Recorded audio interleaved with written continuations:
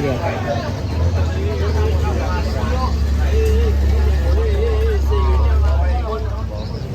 Kita pusing kedai tu. Kedai dulu. Tengok kalau dia pakai makan. Vô căng là đừng có ngoài ra lắm, cắn cưa ra. Có mà tôi lên đẹp lắm.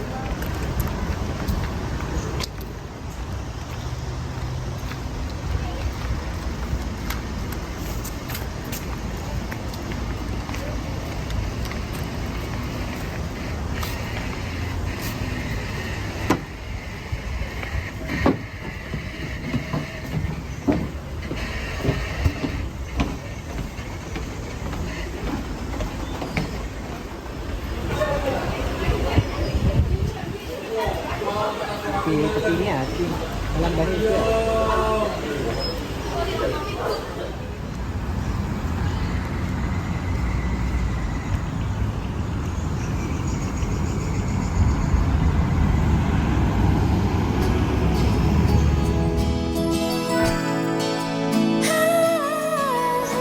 Tengoklah ramai-ramai. Oh.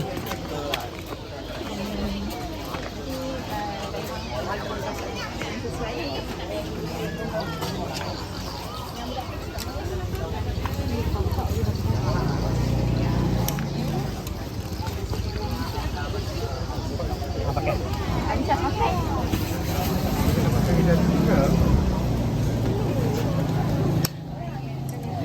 Kak, botol tu pegang. Botol tu pegang. Botol adik tu ambil pegang. Ah, pingin bau.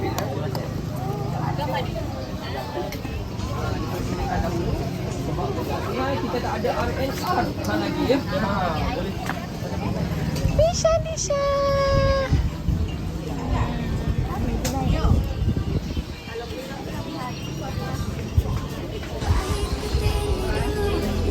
Pengorbanan terpaksa dihadapi demi kejayaan. Terdidik sejak mula, tabah berusaha tanpa coba melangkah tak kemana. Di mana kau berada?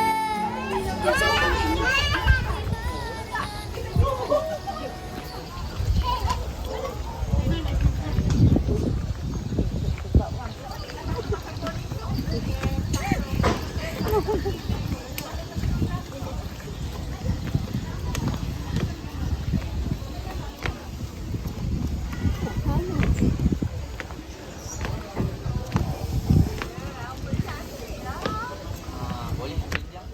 Bantu buat kat tali. Panjang tu. Oh, Ui, licin. hati-hati. Buat nampak hati kan langkah. Cek buat. Oh, kita. Okey, ambil set dulu. Tapi di hadapan ada sedikit di mana kalau ada gelombang yang besar ada kecil sedikit. Boleh. Okey. Step sini. Silakan hati-hati jaga kepala juga di atas. Kalau boleh terus je. Okey. Baik. Dah berapa kali Tuan pernah naik river cruise? Pertama kali. Okey, tak apa. Alhamdulillah yang pertama kali itu bersama kami. InsyaAllah ia akan menjadi kenangan yang indah petang ini. InsyaAllah jika cuaca baik dan cantik seperti ini. Yang penting tuan-tuan dan puan-puan puas hati. Walaupun ia yang pertama kali. Biarlah. Alhamdulillah lah angin itu datang time cantik seperti ini. Okey, baik tuan-tuan. Selalu ini. Okey, adik-adik di hadapan. Saya nasihatkan tentang dua perkara saja. Semua siapa saja yang melangkah tersebut. In the eyes of the world, hanyalah selangkah dari. Iya, itulah semangat. Okey, baik. Are you ready? Ready ke tidak ni? Macam tak semangat je ready ni. Okey, baik. Kita akan bergerak menyusuri Sungai Perak bersama-sama petang ini. Ingat tuan-tuan, jangan berjalan di atas dek ini ketika bot sedang bergerak. Nanti bila wow, baby dapat udang galak. Okey, baby memang pandai memancing. Okey, baik. Dia juga pandai bawa bot tuan-tuan. Bot ini dia pernah bawa. Baby itu. Dia dilatih. Dari kecil lagi dah dibiasakan dia membawa bot. Nak melentur buluh biarlah dari rebungnya. Okey, baik. Saya mulakan cerita kita sambil kita riadah petang-petang ni santai-santai kan. Okey. Saya mulakan ceritanya tadi. Tuan-tuan nampak tak ada bot di sini? Bot pam bunyinya. Dia ke seberang sana dan ke seberang sini. Dia punya stesen ada dua saja. JT Kampung Cina di seberang sana dan juga JT Pokok Asam, nama JT ini. Dan Pokok Asamnya berada di mana?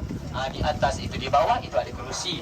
Ratusan tahun Pokok Asam itu berada di sana sebagai bumbung untuk penumpang-penumpang sambil menunggu mereka boleh makan buah asam itu. Kalau tuan-tuan nak, dia masih berbuah, boleh ambil ratusan tahun dah dia bagi orang makan. Tak pernah habis buah dia. Rezeki dia ada saja. Boleh petik, boleh ambil. Jika ada buluh galah di bawahnya, ambillah. Ambil galah, tolong jolokkan. Kata pepatah kan. Okey, baik. Ada buah.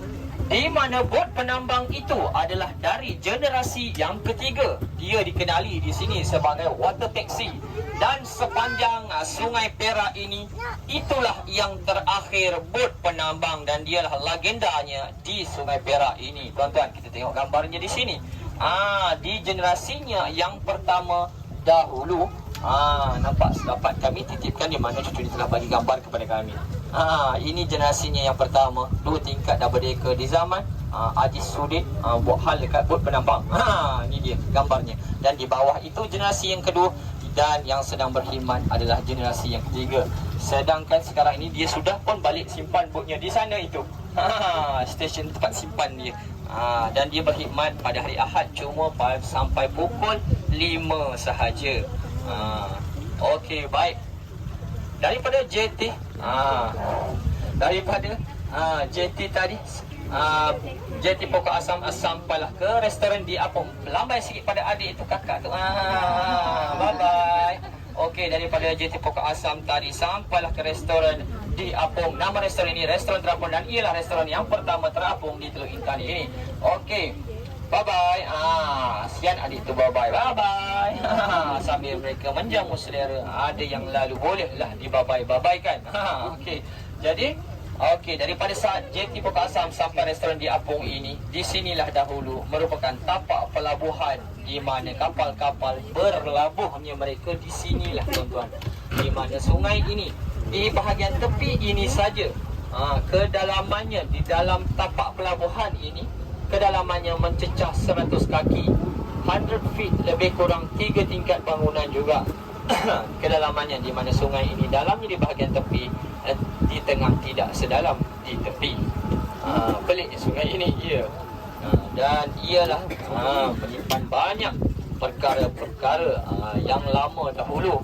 Mungkin kita dapat ceritakan, tak banyak pun, sikit pun jadilah sejarah-sejarah ini. Okey, baik. Di hadapan restoran itu, di atas jalan raya saya, ada satu bangunan lama berwarna putih. Kalau kita nampaklah, bangunan itu masih lagi tidak dirobohkan. Manakala di pintu gerbangnya masih tertulis 5 huruf. Kita tengok cat warna biru itu macam biasa nampak kan. Di atas sana. Di atas itu. Bangunan putih lama itu. Tertulisnya 5 huruf itu. POLIS.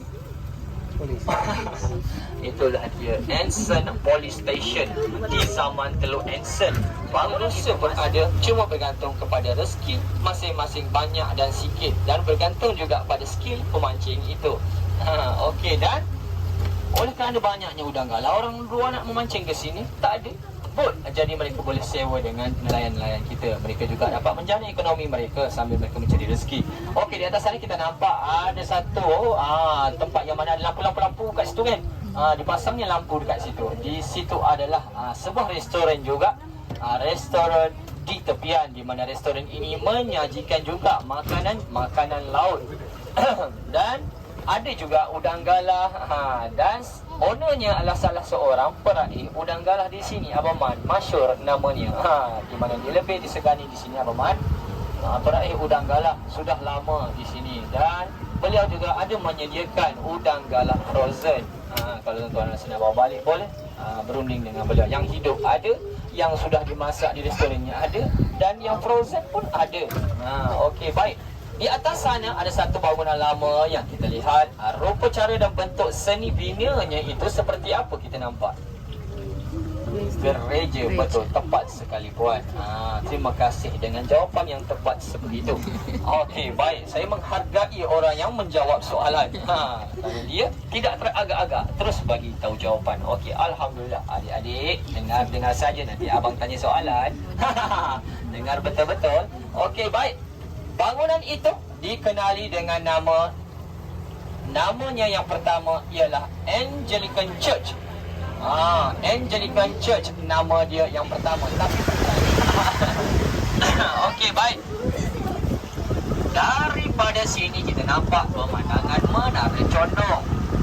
Jadi kalau tuan-tuan nak bergambar, nak ambil gambar Menara Condong, saya boleh berhenti sementara kita bercerita tentang tiga bangunan tadi. Baik.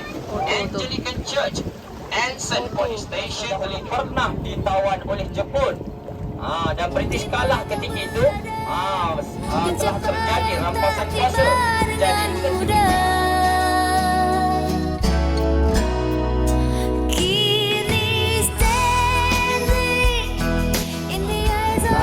baik. Menara itu asal dibina teguh, segak, gagah ia berdiri tegak, tak sengit, tak condong pun. Baik, setelah berlakunya satu kali bencana alam di zaman Teluk Anson, ia menenggelamkan bandar Teluk Intan ini suatu masa. Maafkan saya, Teluk Anson ketika itu. Ketika itu tenggelamnya bandar ini, dan apabila banjir yang besar, air telah pun air dalam dan lambat. Contoh jika berlaku gempa bumi dan sebagainya, mereka akan periksa dahulu menara ini sama ada bertambah ke kedalamannya, kan? Tetapi alhamdulillah sehingga sekarang setelah kena 6.5 skala Richter pun dia masih lagi kekal seperti itu. Jadi apabila sudah condong, masuk ke sungai, tuan-tuan.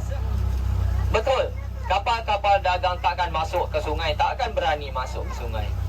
Kerana mereka tahu kedalaman sungai dan laut berbeza.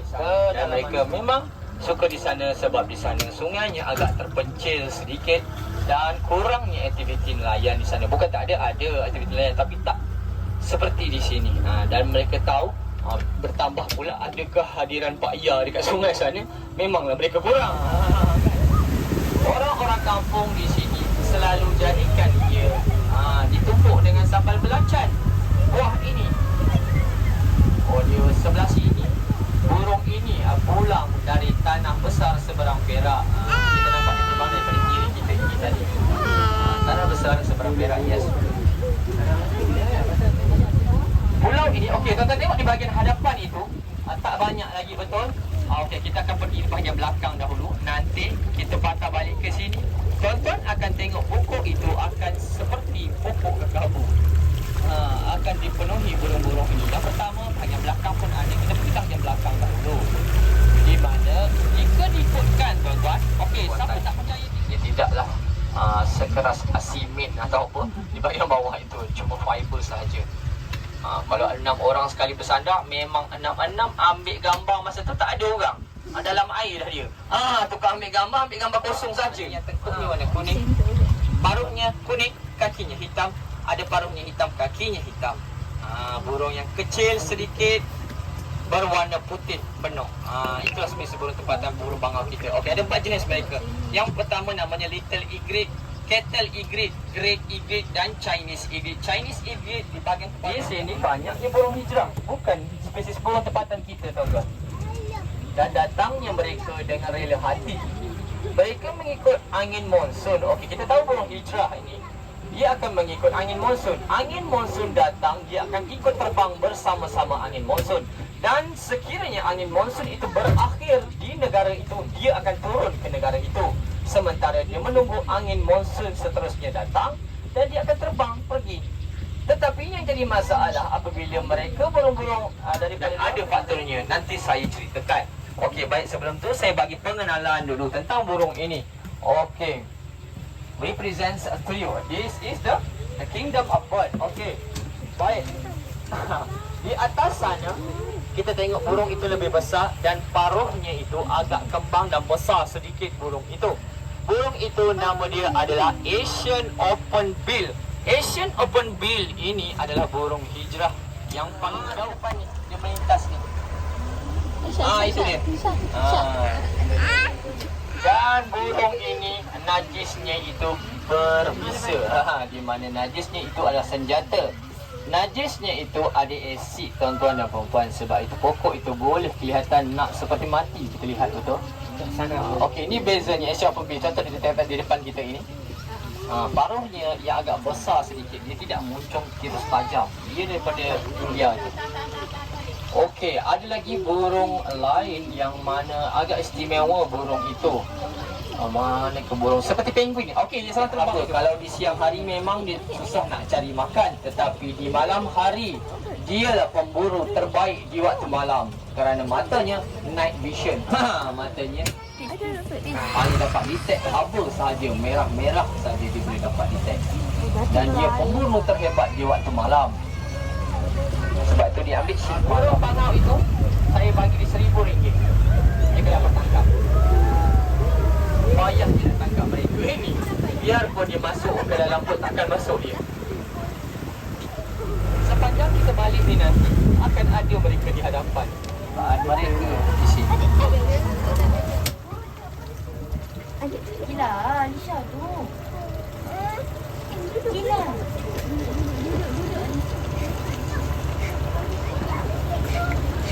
Okay, one more. Okay, adik buat gimme five dengan burung ni.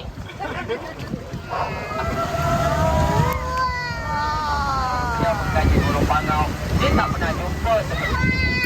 Duduknya bersama burung-burung lain, bersama-sama 13 spesies, hidup harmoninya mereka. Why in here? Satu soalan yang saya tak boleh nak jawab. Kenapa di sini tidak di tempat dia? Dia cakap. Upaya engkau terunggu, wajar standing in the eyes of the world.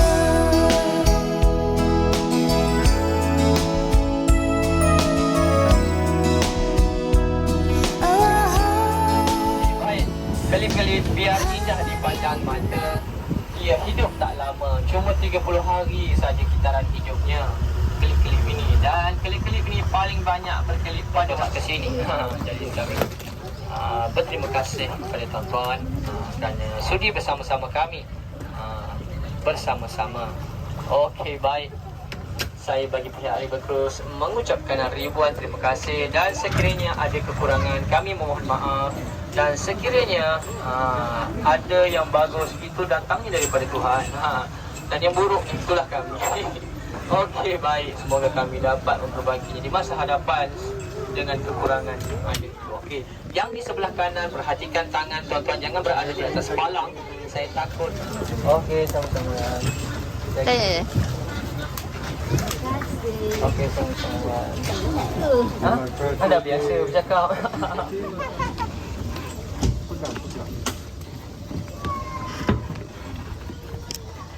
Kakak.